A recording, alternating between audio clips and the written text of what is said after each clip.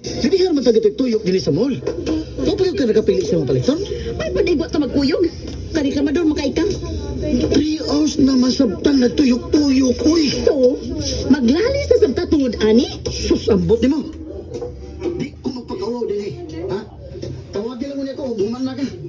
Nato ko sa restaurant, nababot ni mo. Kinanakit na po rin tiil ako sa sigig binarong. Ano mo kung nanawag ni mo? Nanuwa man ko ni mo tabaga. Ako nag-check sa kumpuna. King na hinuon, na imo ning gituyo, kay nasuko ka nako. Kay matod pa nimo, gikapoy ka og tuyok-tuyok dito sa mall tungod nako. Don't start with me, Ina, ha? Gusto na! Maldita ka gid kayo! Tugwa ka gipiling lugar sa pagpangaway na ko! Sa una, nagtuo ko o dinalang sa imong pamagdos o nag-postpartum ka lang! Pero di ay, batasan na gid na nimo! Nga wa kay breeding o maldita kay ka! Sus, nasayop na ko sa pagpili o asawa! O di ka kanay mag-usaban ng imong batasan, mas maayo pa nga magbuwag nila ka!